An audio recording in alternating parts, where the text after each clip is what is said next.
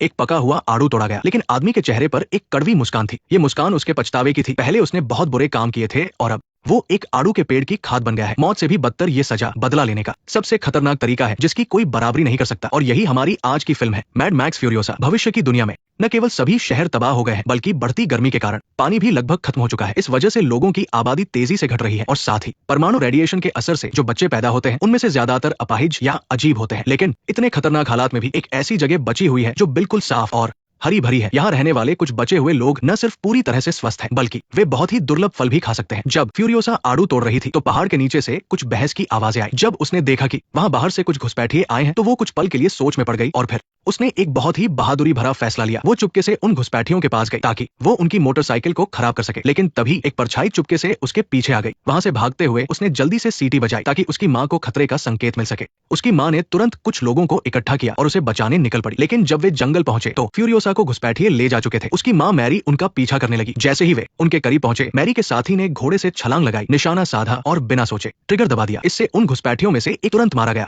तभी दूसरे घुसपैठिए ने अपने साथी की बाइक लेकर भागना चाहा, लेकिन मैरी ने उसे एक ही वार में मार गिराया। मैरी अपने घोड़े से नीचे उतरी। अब लंबे रास्ते का पीछा करने के लिए सिर्फ मोटरसाइकिल ही काम आ सकती थी। उसके साथियों ने भी साथ चलने को कहा, लेकिन मैरी ने उन्हें साफ मना कर दिया, क्योंकि उस हरी भरी जगह की सुरक्षा के लिए लोगों की जरूरत थी। फिर उसने अपने साथी से स्नाइपर गन ली और अकेली ही मोटरसाइकिल पर आगे बढ़ गई। बहुत जल्द वह भागते हुए घुसपैठियों के काफी करीब पहुंच गई। उसकी सटीक निशानेबाजी देखकर घुसपैठिए रुकने की हिम्मत नहीं कर सके। उन्होंने बाइक की स्पीड बढ़ाई और जान बचाकर भागने लगे। ऐसे ही एक पूरी रात बीत गई। हालांकि मैरी उनका पीछा करते हुए उनके करीब पहुंच गई, लेकिन उसने देखा कि उनके बेस कैंप में छोटे बड़े कई टेंट लगे थे और वहां हजारों की संख्या में लोग मौजूद थे। लेकिन इससे अपनी बेटी को बचाने के मैरी के पक्के इरादे पर कोई असर नहीं पड़ा। लेकिन आखिरी आदमी अब कैंप के गेट के पास था, इसलिए मैरी को रुकना पड़ा और सही मौके का इंतजार करना पड़ा। जब वो आदमी कैंप में पहुंचा तो उसे एक आंख वाले आदमी ने रोक लिया। वो जानना चाहता था कि फ्यूरियोसा को कहां से किडनैप करके लाया गया है, लेकिन उस आदमी ने सिर्फ आधी बात ही बताई। उसने कहा कि वो बहुत ही शानदार जगह है जहां सब कुछ है। वो इस बंजर रेगिस्तान से बिल्कुल अलग है। इनाम पाने के लालच में उसने अपनी जान पर खेलकर फ्यूरियोसा को पकड़ा था, ताकि वो अपने बॉस डिमेंटस का भरोसा जीत सके। ये देखकर एक आंख वाले आदमी ने उसे अकेले जाने दिया, लेकिन जैसे ही उस आदमी को लगा कि अब वो अमीर बनने वाला है, फ्यूरियोसा ने सही मौका देखकर मोटरसाइकिल से छलांग लगा दी और एक रस्सी से पीछे वाले पहिए को फंसा दिया। इससे वो आदमी कसी हुई रस्सी में उलझकर मोटरसाइकिल से नीचे गिर गया। उस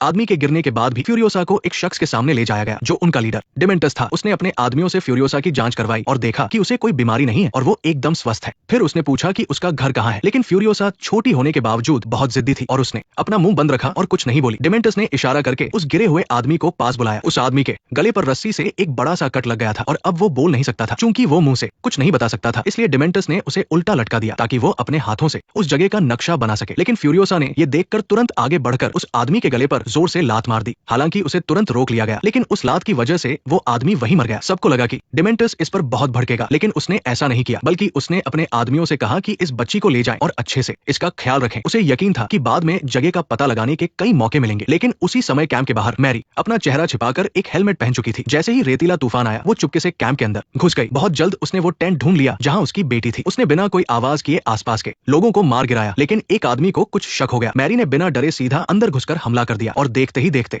उसने अपनी बेटी को बचा लिया। लेकिन फिर भी किसी ने उन्हें देख लिया। भले ही उस समय रेतीले तूफान की वजह से कुछ दिखाई नहीं दे रहा था, लेकिन डिमेंटस अपने शिकारी कुत्तों की मदद से उनकी गंध सूंघते हुए वहां पहुंच गया। ये देखकर कि अगर वे ऐसे ही भागते रहे तो कोई नहीं बच पाएगा, मैरी ने अपनी बेटी से कहा कि वह किसी सुरक्षित जगह पर छिप जाए और अगर उसे कुछ हो जाए तो वो अकेले ही घर वापस लौट जाए। इसके बाद वो बंदूक लेकर अकेली ही उस घाटी में रुक गई ताकि दुश्मनों को रोक सके। हालांकि उसने कई दुश्मनों को मार गिराया, लेकिन वो लगातार हो रहे हमलों को ज्यादा देर तक नहीं रोक सकी। आखिरकार उसे पकड़ लिया गया। फ्यूरियोसा ये देखकर उसे छोड़कर नहीं जा सकी। वो अपनी माँ को बचाना चाहती थी, लेकिन ये बिल्कुल नामुमकिन था। उस हरी भरी जगह का पता जानने के लिए उन्होंने मैरी को बहुत टॉर्चर किया, लेकिन मरते दम तक उसने रहम की भीख नहीं मांगी और कुछ नहीं बताया। वहीं फ्यूरियोसा अपनी आंखों के सामने इस खौफनाक मंजर को देखती रही और उसके छोटे से दिल में नफरत का बीज बो दिया गया। इसके बाद आने वाले दिनों में उसे एक लोहे के पिंजरे में बंद कर दिया गया और वो डिमेंटस के साथ अलग अलग जगहों पर घूमने लगी। एक दिन उन्होंने एक बड़ा किला देखा। उन्होंने उस जगह पर कब्जा करने के लिए अपनी पूरी सेना इकट्ठा कर ली, लेकिन उस किले का मालिक इमोर्टन जो था, उसके पास लगभग 1000 वॉर बॉयज की फौज थी, जो बस अपने विस्फोटक भाले फेंककर डिमेंटस की सेना के छक्के छुड़ा सकते थे और उन्हें भागने पर मजबूर कर सकते थे। लेकिन डिमेंटस इतनी आसानी से हार मानने वाला नहीं था। उसने कुछ दिनों तक वही आसपास रहकर जासूसी की और पता लगाया कि इमोर्टन जो के पास एक तेल की फैक्ट्री भी है। हर दिन वहां से तेल के बड़े ट्रक किले में तेल लेकर जाते थे, इसलिए उसने अपने कुछ बाइकर्स को रास्ते में छिपा दिया और जल्द ही उस तेल के ट्रक को रोक लिया। हालांकि ये तेल डिमेंटस के लिए कई महीनों तक काफी था, लेकिन उसका लालच यहीं तक नहीं।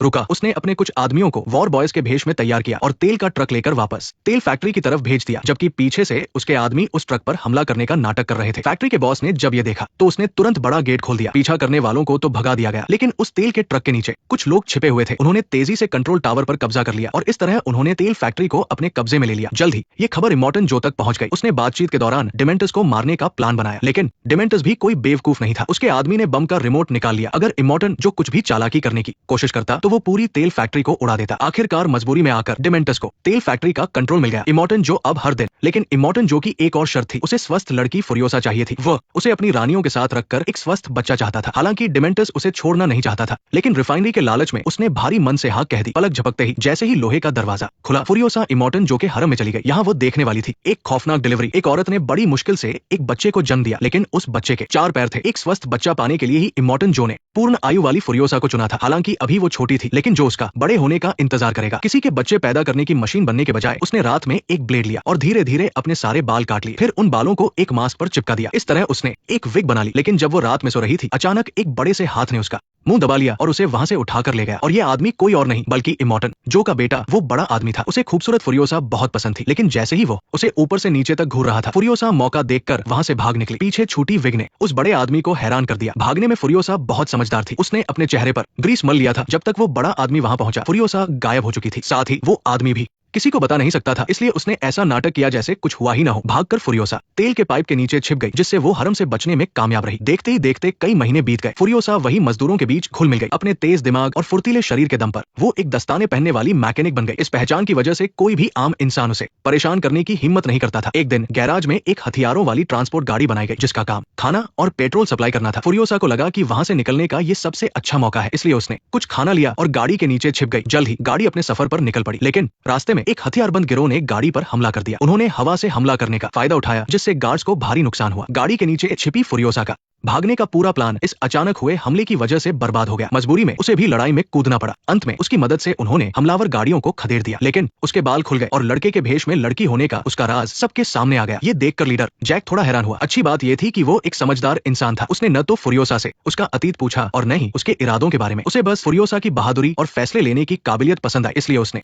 उसे अपनी टीम में शामिल होने का ऑफर दिया और वादा किया कि वो उसे वहां से निकलने में मदद करेगा। फुरियोसा ने सोचा कि उसके भागने का सारा सामान तो बर्बाद हो ही चुका है, इसलिए उसने जैक का ऑफर मान लिया। आने वाले दिनों में वो जैक का दाहिना हाथ बन गई। वहां उसका रुतबा और हैसियत एक बार फिर काफी बढ़ गई। एक दिन वे रिफाइनरी में सामान देने गए, जहां खाने के बदले पेट्रोल लेना था, लेकिन डिमेंटस इतने खाने से खुश नहीं था। उसने एक बूंद पेट्रोल तो दिया नहीं, उल्टा ये प्रस्ताव रखा कि 3 दिन बाद लीडर्स की एक मीटिंग बुलाई जाए। जब जैक वापस अपने अड्डे पर लौटा तो इमोर्टन जो ने डिमेंटस को सबक सिखाने का फैसला कर लिया, इसलिए उसने जैक को बुलेट फार्म भेज दिया। ये एक बड़ी जंग की तैयारी थी, लेकिन फार्म के रास्ते में जैक बीच रास्ते में ही रुक गया और फुरियोसा को एक छोटी गाड़ी में पीछे आने को कहा। हालांकि उसने इसकी वजह नहीं बताई, लेकिन दरअसल उसे डर था कि रास्ते में फिर से हमला हो सकता है। किस्मत से पूरे रास्ते कुछ भी अजीब नहीं हुआ, लेकिन जब वे बुलेट फार्म पहुंचे तो हमेशा भीड़ भाड़ वाला वो रास्ता एकदम सुनसान था। जब तक जैक को खतरे का एहसास होता, बहुत देर हो चुकी थी। ये देखकर फुरियोसा ने तुरंत अपनी गाड़ी पीछे की। अगर वो कुछ सेकंड भी देर करती तो वो उस लोहे के गेट के नीचे कुचली जाती। फार्म के अंदर फंसे जैक ने गेट तोड़कर निकलने की कोशिश की, लेकिन हथियारों से लैस बहुत सारे लोग तेजी से पास आ रहे थे। उसे मजबूरन अपना हथियार इस्तेमाल करना पड़ा ताकि वो उनके हमले रोक सके। हालात को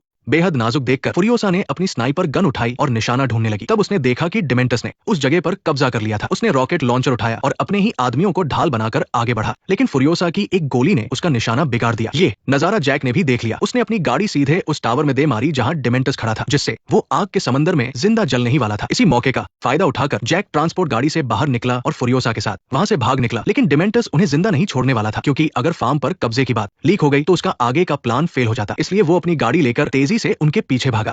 हालांकि फुरियोसा का वापस जाकर खबर देने का कोई इरादा नहीं था। वो बस गाड़ी चलाकर अपने घर जाना चाहती थी, लेकिन उसने नहीं सोचा था कि डिमेंटस सैकड़ों मील तक उनका पीछा करेगा। आखिरकार अपनी पहाड़ी गाड़ियों की स्पीड के दम पर उसने फुरियोसा और जैक को जिंदा पकड़ लिया। ऐसा लग रहा था कि डिमेंटस जीत गया है, लेकिन अपना खौफ कायम करने के लिए उसने फुरियोसा को लटका दिया, जबकि जैक को एक बाइक के पीछे बांधकर जमीन पर घसीटा गया और वो खुद गाड़ी की छत पर बैठकर मजे से ये सब देखता रहा। जब कई घंटे बीत गए और सूरज ढलने लगा तो बोर होकर डिमेंटस वापस शहर लौटने की तैयारी करने लगा। जैसे ही उसने फुरियोसा की तरफ देखा, वो ये देखकर दंग रह गया कि वो वहां से गायब थी और लोहे की जंजीर पर सिर्फ उसका कटा हुआ हाथ लटका था। इस पल डिमेंटस के होश उड़ गए। वहां से भागकर फुरियोसा पागलों की तरह दौड़ती रही। जब तक डिमेंटस वहां पहुंचता, फुरियोसा पहले ही इमोर्टन जो के इलाके में घुस चुकी थी। उधर जो अभी भी डिमेंटस के साथ मीटिंग का इंतजार कर रहा था। किसी ने सोचा भी नहीं था कि उसने चुपके से बुलेट फार्म पर कब्जा कर लिया है। फुरियोसा के आने के बाद ही उसे डिमेंटस की चाल समझ आई। उसने मीटिंग का बहाना करके जो को धोखे में रखा था। अगर अब वे उसे अंदर आने देते तो डिमेंटस उन पर जोरदार हमला कर देता। लेकिन इस कमीने को खत्म करने के लिए जो ने एक चाल चली। उसने एक छोटी सी टीम भेजी और ऐसा दिखावा किया जैसे उनकी पूरी फौज बाहर जा रही हो। डिमेंटस को लगा ये सच है और वो अपनी बड़ी फौज लेकर अड्डे की तरफ तेजी से बढ़ने लगा। आखिरकार वो जो के बिछाए हुए जाल में फंस गया। देखते ही देखते उसके अनगिनत आदमी मारे गए और घायल हुए। उधर वापस लौटी फुरियोसा भी खाली नहीं बैठी। उसने अपने लिए एक रोबोटिक हाथ बनाया और फिर से अपने सारे बाल मूंद लिए। इसके बाद उसने एक दमदार इंजन वाली गाड़ी चुनी। वो भागते हुए डिमेंटस का पीछा करने वाली थी। जब डिमेंटस ने किसी को पीछा करते देखा तो वो अपने खास आदमी से अलग हो गया। हालांकि इससे फुरियोसा की स्पीड थोड़ी कम हुई, लेकिन भागने वाली गाड़ियों के मामले में वो कमजोर पड़ गया। आखिरकार वो फुरियोसा के हाथों पकड़ा गया, लेकिन उसने डिमेंटस को वहीं नहीं मारा बल्कि उसे अपने एक खुफिया बगीचे में ले गई और उसके शरीर को एक आड़ू के पेड़ के लिए खाद बना दिया, जिससे वो न जी पा रहा था और न मर पा रहा था। इसलिए जब उस पेड़ पर फल पका तो उसके चेहरे पर एक दर्दनाक मुस्कान थी।